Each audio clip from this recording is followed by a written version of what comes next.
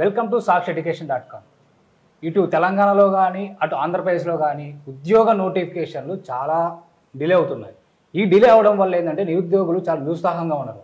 So ఎప్పుడు notification వస్తుంది, group 1 ఎప్పుడు వస్తుంది, గ్రూప్ 2 ఎప్పుడు వస్తుంది, పోలీస్, కానిస్టేబుల్, డిఎస్సి ఇలాంటి ఉద్యోగాలు ఎప్పుడు వస్తాయి అనే ఆలోచనలో ఉన్నారు.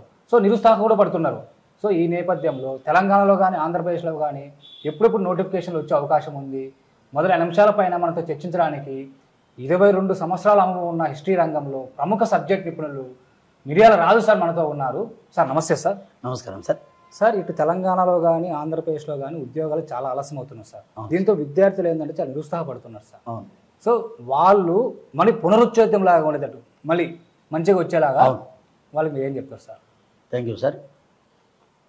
2 తెలుగు రాష్ట్రాల్లో ఉండేటటువంటి నిరుద్యోగ మిత్రులకు ఒక సీనియర్ హిస్టరీ ఫ్యాకల్టీ మిర్యాల రాజు సార్ నేను అందరికీ శుభాకాంక్షలు మొదటగా తెలియజేస్తూ, ముఖ్యంగా నేను చెప్పదలుచుకున్నది ఏంటి అంటే, ప్రభుత్వాలు ఏర్పడుతున్నాయి, ప్రభుత్వాలు మారుతున్నాయి. మరి వారిచ్చిన హామీల మేరకు నిరుద్యోగుల జీవితాల్లో ఆనందం ఉందా అనేది మనం ఆలోచించినప్పుడు, ముఖ్యంగా మరి ఇటు తెలంగాణలో కానీ అటు ఆంధ్ర ప్రాంతంలో కానీ ఈ ఇరు ప్రాంతాల్లో దాదాపు 1 కోటి మంది నిరుద్యోగ మిత్రులు ఉన్నారు. 1 కోటి మంది నిరుద్యోగ మిత్రులు ఉన్నారు. మరి ఎలక్షన్ల ముందు హామీలు ఇస్తున్నారు. హామీలను చూస్తే ప్రతి విద్యార్థి కూడా ఓహంగా మాకు ఉద్యోగం వచ్చినట్లే అనుకున్న స్థాయిలో ఆలోచన ఉంది. కానీ వచ్చిన తర్వాత ఏం జరుగుతుంది అంటే, కొన్ని ప్రభుత్వాలు తెలంగాణలో ఎగ్జాంపుల్ మనం చూస్తే ఒక క్యాలెండర్ను, పోటీ పరీక్షల క్యాలెండర్ విడుదల చేస్తామన్నారు. కానీ ఆ విడుదల ఇంతవరకు సక్సెస్ కాలే. 2 మరి నోటిఫికేషన్లు అనేది మీరిచ్చే అకాడమిక్ క్యాలెండర్ కాకుండా కనీసం 2 సంవత్సరాలకు ఒకసారి group 1, group 2, group 3, SI constable, TET, DSC లాంటి నోటిఫికేషన్లు కనీసం 2 సంవత్సరాలకు ఒకసారి వస్తే సఫిషియెంట్గా విద్యార్థి కూడా సంతోషపడతారు. ఎందుకంటే ప్రతి సంవత్సరం నోటిఫికేషన్ ఇస్తాం, నోటిఫికేషన్ ఉంటుంది అంటే మీరు ఆలోచన చేసి నోటిఫికేషన్ పోస్టులు నిర్ధారించి ఇచ్చేటప్పటికే 1 ఇయర్ అయిపోతుంది. దానివల్ల సగటు విద్యార్థి ఏమనుకుంటాడు, కనీసం ఎక్కడ కోచింగ్ తీసుకోవాలనుకున్నా ప్రతి విద్యార్థికి 6 నెలల టైం మినిమం, దాన్ని రివిజన్ చేసుకోవడానికి ఒక 3-4 నెలలు టైం, మరి ప్రాక్టీస్కు ఇంకో 1-2 నెలలు టైం. ఇది మొత్తం చూస్తే 1 సంవత్సరం పడుతుంది సార్. కాబట్టి 1 సంవత్సరం పడ్డప్పుడు మరి సంవత్సరం లోపు నోటిఫికేషన్ వస్తుందా అంటే చెప్పలేని పరిస్థితి ఉంది. కాబట్టి కొన్ని ఇట్లాంటి విషయాల వల్ల సంవత్సరాల తరబడి విద్యార్థులు వెయిట్ చేయాలంటే, ముఖ్యంగా ప్రభుత్వ ఉద్యోగాలు కావాలనుకున్నది గ్రామీణ ప్రాంత పేద విద్యార్థులు మాత్రమే. వారు అప్పులు చేసో తల్లిదండ్రులు పేదరికం ఉండటం మూలంగా వారు ఏదో ఒక ప్రభుత్వం కావాలని కోరుకుంటారు. కానీ అంత ఖర్చు, హాస్టల్ ఫీజులు కానీ, కోచింగ్ సెంటర్ల ఫీజులు కానీ, పుస్తకాలు కానీ ఇలాంటివన్నీ భరించాలంటే వాళ్ళకి చాలా ఇబ్బందులు ఎదుర్కొనే పరిస్థితి ఉంది. అందువల్ల ప్రభుత్వము వీటన్నిటిని దృష్టిలో ఉంచుకొని, 2 తెలుగు రాష్ట్రాల ప్రభుత్వాలు వీటిని దృష్టిలో ఉంచుకొని ప్రతి సంవత్సరం కాకుండా కనీసం 2 నెలలకు ఒకసారి మీరు ఇచ్చిన టైంకు నోటిఫికేషన్ ఇవ్వండి. అందువల్ల విద్యార్థి కోచింగ్ తీసుకోవటం, ఎగ్జామ్ ప్రిపేర్ కావటం లేదా ఎగ్జామ్ రాయటం అని జరుగుతుంది. కానీ సంవత్సరాల తరబడి వెయిట్ చేస్తే వయసు మీరిపోతుంది, ఖర్చు ఎక్కువైతుంది, అప్పుడప్పుడు కొన్ని పేపర్ లీకేజీలు కావటం మూలంగా ప్రభుత్వం మీద నమ్మకం పోతుంది సార్. అందువల్ల ఒక చక్కటి ప్రణాళికలు వేయండి, విద్యార్థులకు న్యాయం చేయండి. ఒకవేళ అట్లాంటివి మీతోన చేత కాకపోతే ప్రభుత్వాల చేత హామీలు ఇవ్వకండి. కానీ ఇస్తే మాత్రం పసిపిల్లలు కాబట్టి ఆలోచన ఉంటుంది, మాకు ఉద్యోగం వస్తుందని, ఆత్మహత్యలను దారించే అవకాశం ఉంటుంది. కాబట్టి మీరు ఏం చేయగలుగుతారో అదే చెప్పండి. చెప్పి దాని నోటిఫికేషన్ విడుదల చేస్తే విద్యార్థులంతా సంతోషంగా ఆనందంగా రాసుకోవచ్చు సార్. మరొకటి ఏంటంటే, తెలంగాణలో కానీ ఆంధ్రప్రదేశ్లో కానీ నోటిఫికేషన్ వచ్చిన తర్వాత చదువుంలే, ఒక గ్రూప్ 1 కానీ, గ్రూప్ 2 కానీ, పోలీస్ కానీ, కానిస్టేబుల్ ఏదైనా కానీ నోటిఫికేషన్ చదువుంలే అనే ఆలోచనలు ఉంటారు. అవును సార్. ప్రభుత్వం ఏం చేస్తుందంటే ఉన్నట్టు సడన్గా నోటిఫికేషన్ ఇస్తుంది.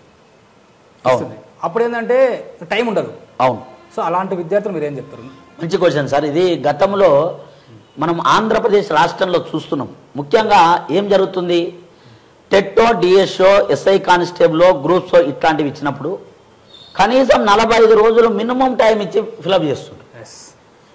ఇప్పుడు మీరు ఇచ్చే టైం మాకు తెలియదు, తెలియనప్పుడు విద్యార్థి ప్రిపరేషన్ చేయడం కష్టం. అందువల్ల 45 రోజుల్లో ఏం ప్రిపేర్ అవుతాడు, ఏం చేయగలడు ఆలోచన చేయండి. చేసి కనీసం 4 నెలలు టైం ఇవ్వండి. 120 రోజులు టైం ఇస్తే గ్రామీణ ప్రాంత విద్యార్థులు ఏదో కోచింగ్ తీసుకోవటము లేదా మంచి పుస్తకాలు తీసుకొని చదవడం టైం ఉంటుంది. అన్ఎక్స్పెక్టెడ్గా మనకు తెలియకుండా ఇచ్చినప్పుడు నోటిఫికేషన్ పేద విద్యార్థులు పూర్తిగా నష్టపోతారు. దీర్ఘకాలికంగా ప్రిపరేషన్ ఉంటే తప్ప సక్సెస్ కాలేదు. అందువల్ల ప్రభుత్వాలు మనం ఏం చెప్తున్నా అంటే టైం ఇవ్వండి. టైం ఇచ్చే ఎగ్జామ్లు కండక్ట్ చేయవలసిందిగా వారికి విజ్ఞప్తి చేయటం అనేది జరుగుతుంది. దీనివల్ల గ్రామీణ ప్రాంత విద్యార్థులు లబ్ధి పొందే అవకాశం ఉంది సార్. సార్ ఇప్పుడు చాలామంది గ్రామీణ ప్రాంత విద్యార్థులు ఇట్లా పెద్ద పెద్ద దిల్సుఖ్నగర్ లాంటి ఇన్స్టిట్యూషన్లు, అశోక్ నగర్ లాంటి ఇన్స్టిట్యూట్లకు చదువుకోవాలని పరిస్థితి. హాస్టల్ ఎక్స్పెన్సెస్ కూడా ఎక్కువ ఉంటాయి. అవును. సో వాళ్ళకు ఆన్లైన్లో చదువుకోవడానికి అవకాశం ఉంటే జాబ్ కొట్టే అవకాశం ఉంటుందా? రైట్ సార్, మంచి క్వశ్చన్. అయితే నేను గ్రామీణ ప్రాంత విద్యార్థులు ముఖ్యంగా ప్రభుత్వాలు ఒక ప్రణాళిక ప్రకారం నోటిఫికేషన్లు ఇచ్చినప్పుడు అదేవిధంగా విద్యార్థులు కూడా మనకు హైదరాబాద్లో అశోక్ నగరు, దిల్సుఖ్ నగరు లేదా ఆంధ్రప్రదేశ్ రాష్ట్రంలో కూడా కొన్ని తిరుపతి లాంటి, విశాఖపట్నం లాంటి, విజయవాడ లాంటి ప్రాంతాల్లో కోచింగ్ సెంటర్లు ఉన్నాయి. మరి ఒకవేళ మీరు విద్యార్థి దీర్ఘ దృష్టి ఉన్నప్పుడు ఆ దృష్టితో ఆన్లైన్ క్లాసులు కూడా ప్రస్తుతం ప్రొవైడ్ చేస్తున్నారు. కాబట్టి ఆన్లైన్ క్లాసులను కూడా మనం తీసుకుంటే ఎక్కువ బెనిఫిట్ లేకపోయినప్పటికీ కొంతవరకు సబ్జెక్ట్ నేర్చుకునే అవకాశం ఉంది. ఇట్లాంటిది కూడా ఒక మార్గాన్ని తీసుకొని లాంగ్ టర్మ్ ప్రిపరేషన్ చేయండి. రెండవది, ఏపీపీఎస్సీ వాళ్ళు విడుదల చేసినటువంటి గవర్నమెంట్ పుస్తకాలు తీసుకోండి. అవి ఇంటర్, డిగ్రీ లేదా పీజీవి కానీ తెలుగు అకాడమీ, లేదా ఏపీపీఎస్సీ వాళ్ళు విడుదల చేసినటువంటి పుస్తకాలు తెలుగు అకాడమీకి సంబంధించిన తీసుకొని మనకిచ్చిన సిలబస్ ఏమి ఇచ్చాడు, మనం ఏ పుస్తకాలు మన దగ్గర ఉన్నాయి, అందులో ఉన్న కాంటెంట్ మనకు సరిపోతుందా అని ఒక ప్రణాళిక ప్రకారం సీనియర్ ఫ్యాకల్టీలను అడ్వైజ్ తీసుకొని దాని ప్రకారం మీరు ప్రణాళిక తయారు చేసుకొని పుస్తకాలు చదవటం లేదా కోచింగ్ సెంటర్లో మంచి కోచింగ్ సెంటర్ని ఎంచుకొని కోచింగ్ తీసుకోవటం మూలంగా సక్సెస్ అయ్యే అవకాశం ఉంది. కాబట్టి విద్యార్థులకు ఆలోచన ఎప్పుడు ఉండాలి అంటే డిగ్రీ మొదటి సంవత్సరం నుంచే నీవేం కావాలనో ఆలోచన ఉండాలి సార్. ఎందుకంటే డిగ్రీ అయిపోయిన తర్వాత ఏం చేయాలి, వాట్ నెక్స్ట్ అంటే అయ్యా అన్ని కండక్టర్ నుంచి కలెక్టర్ వరకు ప్రభుత్వ ఉద్యోగ డిగ్రీ అర్హత అనుకున్నప్పుడు కోచింగ్ అయిపోయిన తర్వాత, డిగ్రీ అయిపోయిన తర్వాత కోచింగ్ తీసుకుంటే మళ్ళీ 2 సంవత్సరాలు నష్టపోతుంది.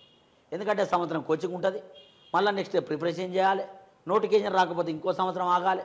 అందువల్ల ఇంక్లూడింగ్ డిగ్రీతో పాటు మీరు దీన్ని చదవటం మూలంగా డిగ్రీ అయిపోయిన తర్వాత వితిన్ 1 ఇయర్ నోటిఫికేషన్ వస్తే ప్రభుత్వ ఉద్యోగం సాధించే అవకాశం ఎక్కువ ఉంటుంది. కాబట్టి ఎన్ని వనరులు మనకు అందుబాటులో ఉంటే అన్నీ ఉపయోగించుకోండి. కాబట్టి తక్కువ ప్రియారిటీ ఆన్లైన్కి ఇవ్వండి, ఆఫ్లైన్కు ఎక్కువ ప్రియారిటీ ఇవ్వండి. Okay sir. ఏం సార్, ఇది విజయానికి సూచన. సార్ చాలామంది విద్యార్థులు ఇప్పుడు already group 1, group 2, SI constable ఉద్యోగాన్ని కోచింగ్ తీసుకున్నారు సార్. అవును. సో నోటిఫికేషన్ రాదులేని చదవడం ఆపేసారు. అవును. సో ఉన్నట్టు సడన్గా నోటిఫికేషన్ వస్తుంది. సో అలాంటప్పుడు ఏం సార్ పరిస్థితి?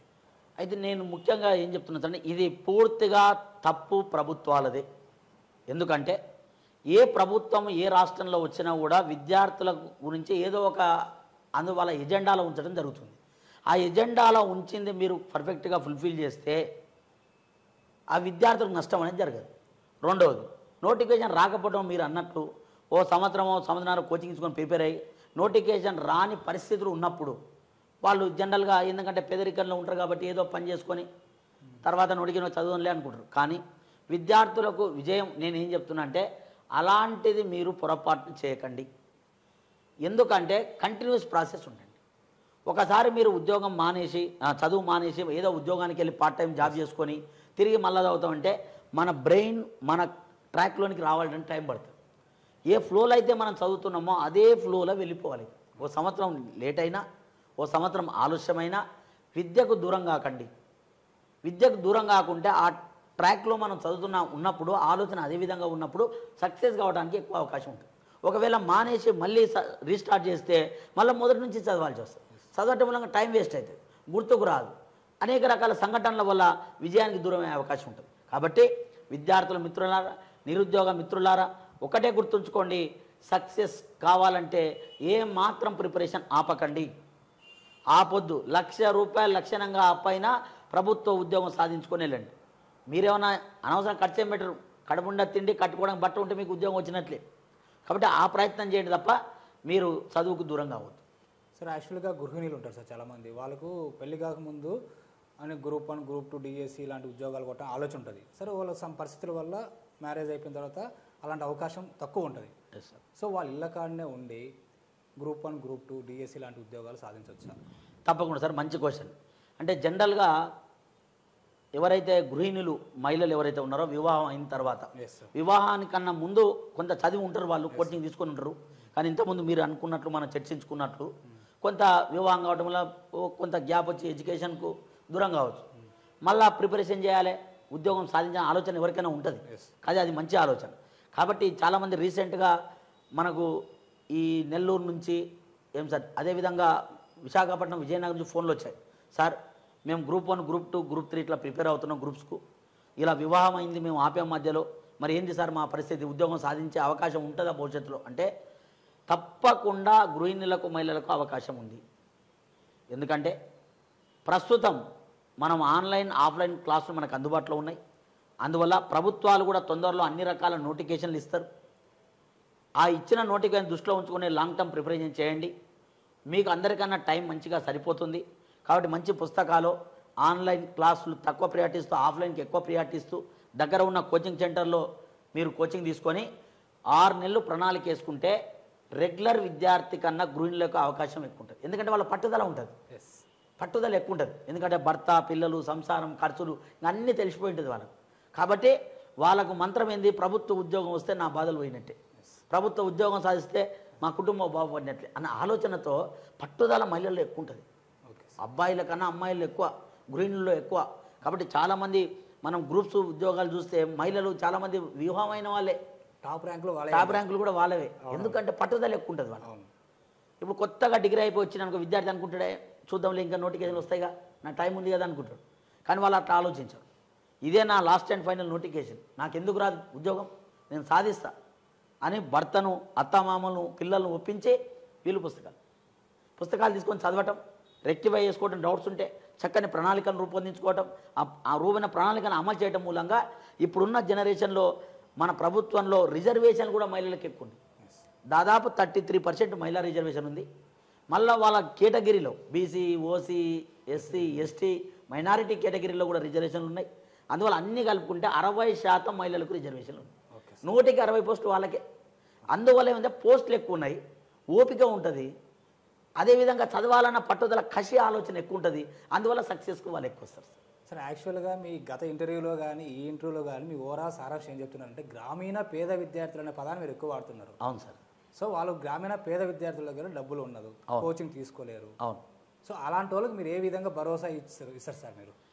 అయితే నేను ఏం చెప్తున్నా సార్ అంటే ఒక్కటే మంత్రం, పేదరికం అనేది ప్రభుత్వ ఉద్యోగానికి మనని దూరం చేయవద్దు. పేదవాడే ప్రభుత్వ ఉద్యోగానికి దగ్గర మిత్రుడు. ఎందుకు? ధనవంతులు ఉన్నారు, అయ్యో పలానా ఉద్యోగం చేయమంటే చేయరు. ధనవంతులు ఎప్పుడో ఏంది ఆలోచిస్తున్నారంటే ఒక బిజినెస్ చేసుకొని బాగుపడటమో, ఫారిన్ వెళ్ళిపోయి డెవలప్ అయ్యి అక్కడే ఉండటమో, లేదా ఒక మంచి బిజినెస్ చేసుకొని 10 మందికి ఉపాధి కల్పించి ఉండటం ఆలోచన ఉంటుంది. మరి నేను ముఖ్యంగా పట్టణ ప్రాంతం ఎందుకంటలేను, పట్టణ ప్రాంతాల్లో బిజినెస్ మెంటాలిటీ ఉన్న వాళ్ళు ఎక్కువ ఉంటారు. చదువు ఉంటుంది, అయినా వాళ్ళ ఆలోచన కొంచెం మార్పు ఉండటం మూలంగా వాళ్ళు బిజినెస్ లెవెల్లో వెళ్ళిపోతారు. కానీ గ్రామీణ ప్రాంత విద్యార్థులు ముఖ్యంగా వ్యవసాయ రంగం మీద ఆధారపడి ఉండటం, తల్లిదండ్రులు కూడా పేదవారు కావటం, ఉపాధి హామీ పథకాల వల్ల వాళ్ళు జీవనాన్ని కొనసాగించడం, ఇలాంటి కారణాల వల్ల ఏమవుతుందంటే మనం ఏం చేస్తాం, ఒక 1 కోటి రూపాయలు పెట్టుబడి పెట్టో, కనీసం 10 లక్షలు పెట్టుబడి ఒక జాబ్ ఒక వ్యాపారం అంటే కాదు పేదవాడిని. కానీ ఏంది, ఫస్ట్ ఒక భరోసా కావాలి మనిషికి, ఒక ధైర్యం కావాలి. ఒక వ్యక్తి నాకు రీసెంట్గా ఫోన్ చేశాడు, తెలంగాణ ప్రాంతం నుంచి, కరీంనగర్ నుంచి ఫోన్ చేశాడు. సార్ మా అమ్మ నాన్న ఉపాధి హామీ పథకానికి పోతుంది సార్, నా ప్రభుత్వం ఉద్యోగం సాధించాలి సార్ అంటే నేనే డైరెక్ట్గా పిల్లవాడు సార్ నా దగ్గర ఇంతే అమౌంట్ కట్టలేను సార్ అంటే నేనే కొంత డబ్బులు యాడ్ చేసి ఆ పిల్లల్ని ఫీజు కట్టి చదువు ప్రభుత్వ ఉద్యోగం వస్తుంది ఎందుకు రాదు అని. అంటే ఎందుకో నేను చెప్తున్నా అంటే వ్యవసాయ రంగం మీద ఆధారపడటం, ఆదాయ వనరులు లేకపోవటం, ప్రభుత్వ సంక్షేమ పథకాలు పూర్తిగా అందకపోవటం, అయినప్పటికీ విద్యార్థుల్లో కసి పట్టుదల ఎక్కువ ఉంటుంది గ్రామీణ ప్రాంతాల్లో. ఫస్ట్ మనకేం కావాలి, ఒక ఆర్థిక స్టెబిలిటీ కావాలి.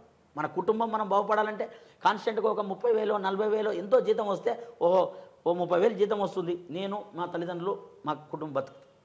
దాని తర్వాత నెక్స్ట్ స్టెప్ ఆలోచించాలి. అందువల్ల ఫస్ట్ ఆర్థిక భరోసా కావాలంటే మొదటిసారిగా నువ్వు ప్రభుత్వ ఉద్యోగంతో మార్పు వస్తుంది. నీకు ప్రభుత్వ ఉద్యోగం వస్తే నీ కుటుంబ దరిద్రం పోతుంది. నీ కుటుంబ దరిద్రం పోతే సమాజంలో వచ్చే జనరేషన్లు బాగుపడతాయి. సమాజంలో వచ్చే జనరేషన్లు బాగుపడితే మొత్తం బాగుపడుతుంది రాజ్యం. సార్ వాళ్ళు వనరు ఎలా సమకూర్చుకోవాలి సార్? మంచి క్వశ్చన్. వనరులు ఏమి కావాలి మనకు ప్రభుత్వ ఉద్యోగానికి అంటే? 1 కిలో బంగారం ఇస్తే ఉద్యోగం వస్తుంది? రాదు. కడుపు నిండా బిర్యానీ పెడితే వస్తుందా? రాదు. కానీ వనరులు ఏం కావాలి? విద్యార్థికి ఆయుధాలు, బార్డర్లో ఉండేటటువంటి సైనికునికి తుపాకీ కావాలి, నీకు పుస్తకాలు పెన్ను కావాలి, ఆయనకు గన్ను నీకు పెన్ను, అంతేగా. దీనికి లక్షల కోట్లు ఖర్చు కావు. ఒక చొక్కా మనం వేసుకున్నామంటే కనీసం ఒక 1000 రూపాయలు 2000 ఖర్చు డ్రెస్ పట్టించుకున్నాం, అంతే చాలు. మంచి పుస్తకాలు గవర్నమెంట్ ప్రింట్ చేసి ఏపీపీఎస్సీ వాళ్ళు, టీజీపీఎస్సీ వాళ్ళు తెలుగు రాష్ట్ర విద్య తక్కువ ప్రైజ్లో పుస్తకాలు వస్తున్నాయి. 2 ఆన్లైన్ క్లాసులు అందుబాటులో ఉన్నాయి. ఆఫ్లైన్లో నువ్వు ఫీజు కట్టలేని పరిస్థితిలో ఉంటే, సార్ ఇంత ఫీజు ఉందో 10,000, 12,000, 5,000, 6,000 ఎంతో ఉంది, నేను విడతల వారిగా కట్టుకుంటే అప్పుడు 2,000, అప్పుడు 2,000 ఉన్నప్పుడు ఇస్తా, ఒప్పుకుంటారు. ఎందుకు ఒప్పుకోరు? మా లక్ష్యం ప్రభుత్వం అంటే ఏ కోచింగ్ సెంటర్ లక్ష్యం కూడా డబ్బులు సంపాదించడం కాదు, విద్యార్థి జీవితంలో మార్పు తీసుకురావాలి, విద్యార్థి బాగుపడాలి, పేదరికం నుంచి గట్టెక్కాలి, ఆలోచనలో మార్పు రావాలి అనే లక్ష్యం. కాబట్టి దీనికి ఎక్కువ ఫీజు ఖర్చు కాదు. ఇంకా భోజనం కదా, భోజనానికి ఇక ఎన్నో ఒక హాస్టల్లో 4-5 వేలు ఫీజులు కడితే ఇంత భోజనం 3 పూటలు పెడుతురు కదా. మొత్తం మీద నీ ఖర్చు నెలకు 8,000కు మించదు. 5,000 ఫీజు కట్టుకున్నా డైలీ ఖర్చు 3,000, 8,000కి మించదు. అది పెద్ద ఖర్చుగా ప్రస్తుత కాలంలో. అయినప్పటికీ ఇంకా కట్టలేని పరిస్థితులు ఉంటే అనేక రకాల వనరులు, వసతులు ఉన్నాయి. ఒకసారి నాలాంటి సీనియర్ రాజు సార్ ఫ్యాకల్టీని ఒకసారి కలవండి, కలిస్తే మీకు ఏ సమస్య ఉందో నేను కూడా ఆలోచిస్తా. సమాజం అనేది ఇప్పుడే కళ్ళు మూసుకోలే. సమాజంలో కోట్ల మంది కూడా పేదలకు, అపన్న ఆస్తులకు, దరిద్రులకు, లేదా ముఖ్యంగా వెనకబడిన వర్గాల వారికి ఇలా ఏ బాధతో మనం అందరికీ సమాజం కూడా చూస్తుంటుంది, వాళ్ళు కూడా సహకరిస్తారు. అందరం కలిసి సక్సెస్ చేయాలి. ఒక్కరమే మనం సమాజంలో ఉంటే సమాజం అన్నారు దాన్ని అడవి అంటారు. అందరం కలిసి ఉంటే సంఘం అవుతుంది. సంఘంలో ఉన్నాం కాబట్టి సహకారం ఉంటుంది. సహకారం ఉన్నప్పుడు నీవెందుకు విజేత కాలేవు? తెలుగు రాష్ట్రాల్లో 8 కోట్ల జనాభా అడక్క తిన్న రోజుకు ₹1 ఎవరు ఇచ్చినా 8 కోట్ల రూపాయలు వసూలు చేయొచ్చు. విద్యకు మీరు దూరం కావద్దు. కాబట్టి మీకు ఏ డౌట్స్ ఉన్నా కూడా నన్ను కన్సల్ట్ కావచ్చు. ఒక సీనియర్ ఫ్యాకల్టీగా మీకు భరోసా ఇస్తా. ప్రభుత్వాలు కూడా ఉద్యోగ నోటిఫికేషన్ త్వరలో అందిస్తాయి. కాబట్టి వనరులు, వసతులు అన్నీ ఉంటాయి. ఫస్ట్ నీ ఆలోచనలు మారాలి. నేను చేయగలుగుతా అంటే నీ అంటే నడిచే వాళ్ళు 4 ఉంటారు. కానీ పేదరికం దానికి వనరుల కోసం మర్చిపోండి ఏం సార్. కాబట్టి అన్ని సమాజంలో ఉన్నాయి. మన ఆలోచనతో దాన్ని జాయింట్ ఇచ్చుకుంటూ పోవాలి, కలుపుకుంటూ పోవాలి. అది ఒక్కటి చేస్తే సక్సెస్. సార్ యాక్చువల్గా చాలామంది తెలుగు రాష్ట్రాల విద్యార్థులకు ఇప్పుడు ఏమైందంటే టాప్ కోచింగ్ ఇన్స్టిట్యూట్ ఏది, ఎలాంటి కోచింగ్ సెంటర్ ఎంపిక చేసుకోవాలి అన్న ఆలోచన సతమతం అవుతుంటుంది సార్. అవును. మీరు కోచింగ్ సెంటర్ల విషయంలో మీరు ఇచ్చే సూచన సలహాలు ఏంటి సార్? కోచింగ్ సెంటర్ల విషయంలో విద్యార్థులను ఇచ్చేది, నాన్న కోచింగ్ సెంటర్ల వాళ్ళు ఖర్చు భరించలేమను ఇంకోటనో కోచింగ్ సెంటర్ వాళ్ళ ఉద్దేశం ఏంది? విద్యను అందించడమే తప్ప డబ్బు కాదు. ఫస్ట్ అకాడమీ వారు డబ్బుల గురించి ఆలోచించకుండా విద్యార్థికి నాణ్యమైన విద్య ఎట్లా అందించాలి. రేపు నీకు ఉద్యోగం వస్తే నీ నుంచి తీసుకుంటారు వాళ్ళు. ఫస్ట్ ఉద్యోగం రావాలి కదా. ఉద్యోగం కోసం ఇట్లాంటి సెంటర్లు ఉన్నాయి. అందువల్ల కోచింగ్ సెంటర్లు కూడా విద్యార్థులకు అనుకూలంగానే ఉంటాయి తప్ప వ్యతిరేకం కాదు.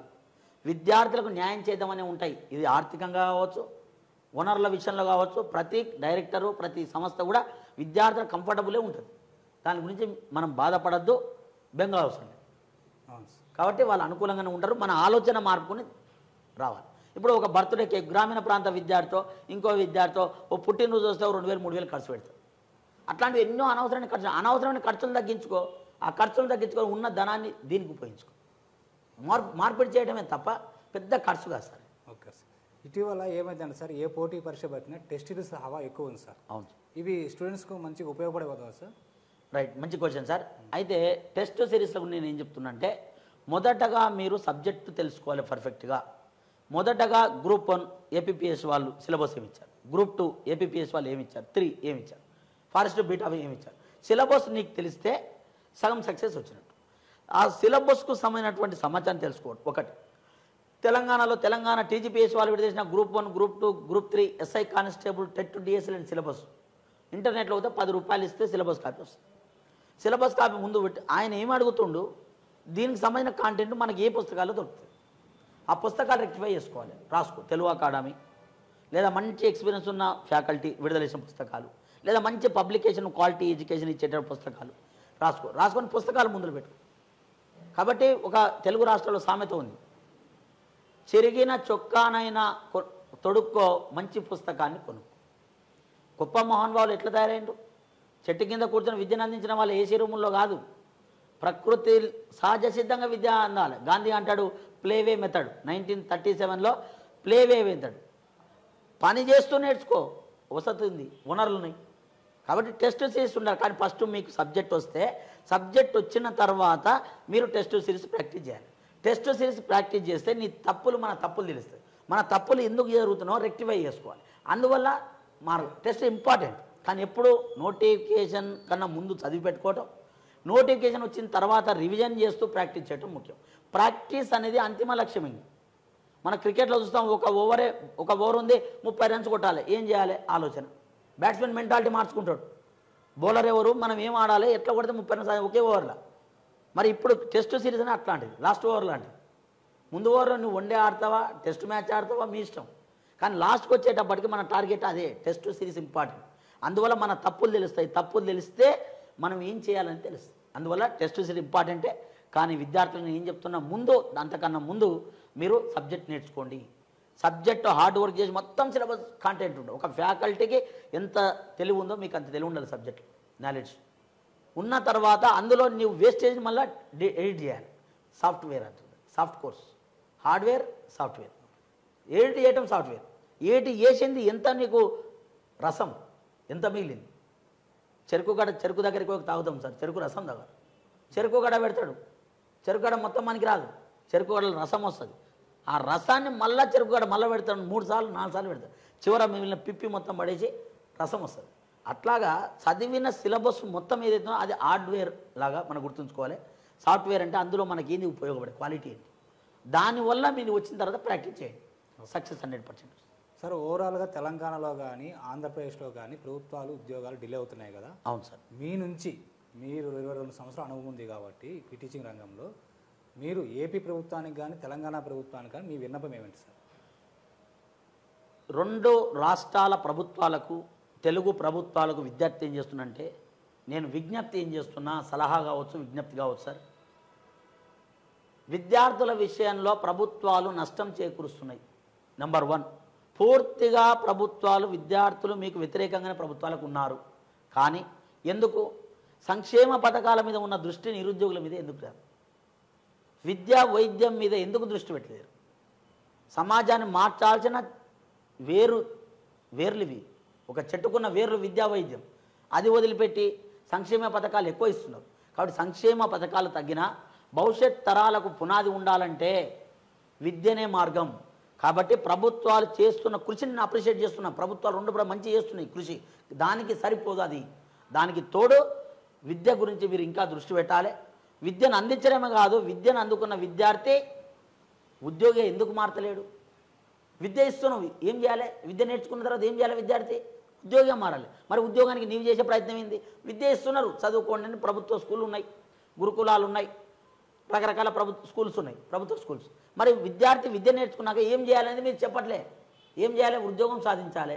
అన్ని ఉద్యోగాలు ఇవ్వకుండా ఉన్నవరకన్నా క్వాలిటీగా ఒక నియమిత పద్ధతిలో ఒక ప్రణాళిక ప్రకారం విడుదల చేస్తే విద్యార్థులంతా సంతోషంగా ఉంటారు. నోటిఫికేషన్లు ఇవ్వటం ప్రభుత్వాల బాధ్యత, ఉద్యోగం సాధించుకోవటం నిరుద్యోగి బాధ్యత. ఉద్యోగం రానప్పుడు వేరే మార్గం వెళ్తాడు. నువ్వు నోటిఫికేషన్ ఇవ్వకపోతే వ్యతిరేకత అవుతుంది. కాబట్టి 2 ప్రభుత్వాలు కూడా నేను విజ్ఞప్తి చేస్తున్నా, చాలా తప్పు చేస్తున్న ప్రభుత్వాలు. విద్యార్థులను మీ సొంత పిల్లల్లాగా భావించండి. మీ సొంత పిల్లలు ఎట్లయితే సెట్ అవుతున్నారో వీళ్ళు కూడా అదే మార్గంలో నడిపించే బాధ్యత మీ మీద ఉంది. కాబట్టి వీళ్లకు సలహాతో పాటు హెచ్చరిక కూడా చేస్తున్నా, ఈ విద్యార్థుల పాలిట శాపాలు మీకొద్దు. ఎంతోమంది పేద విద్యార్థులు కాబట్టి టైంకు నోటిఫికేషన్ ఇవ్వండి, ఉద్యోగాలు క్వాలిటీగా వాళ్ళకు ఉద్యోగాలు ఇవ్వండి, మంచిగా వాళ్ళను ఏ నియమిత పద్ధతులు ఇస్తే వాళ్ళే సంతోషపడతారు. ఒకవేళ ఉద్యోగం సాధించలేనప్పుడు వాళ్ళది తప్పవుతుంది, వదిలిపెడతారు. కాబట్టి ప్రభుత్వాలు ఒక మార్గాన్ని ఆలోచించి సరైన ప్రణాళికలు విడుదల చేసి నోటిఫికేషన్లు ఇవ్వాలని విజ్ఞప్తి చేస్తుంది. Thank you sir. Thank you very much sir. Sakshi వారికి, నిరుద్యోగులకు అందరికీ, విద్యార్థి మిత్రులకు అందరికీ థ్యాంక్ యూ వెరీ మచ్. ఇటు ఆంధ్రప్రదేశ్ ప్రభుత్వానికి కానీ తెలంగాణ ప్రభుత్వానికి కానీ రాజు సార్ సూచనలు అనుకోని, విన్నపం అనుకోని, హెచ్చరిక అనుకోని, ఏదైనా అనుకోండి, కానీ నిరుద్యోగుల పక్షాన నిలబడి సారు చేసిన ధైర్యానికి సెల్యూట్ చేయాలి. ఇది ఈ వాటి ఇంటర్వ్యూ. మరో ఇంటర్వ్యూలో మళ్ళీ కలుద్దాం. Thank you. Sakshi education. Sakshi education ఎప్పుడు నిరుద్యోగుల పక్షాన నిలబడుతుంది, ఉద్యోగ నోటిఫికేషన్ తాజాగా ఇస్తుంది. విద్యార్థులు కావాల్సిన ప్రతి సమాచారాన్ని ఎప్పుడెప్పుడు చూడాలంటే సాక్షి education.com ఇప్పుడే సబ్స్క్రైబ్ చేసుకోండి, ఫాలో అవ్వండి. Thank you.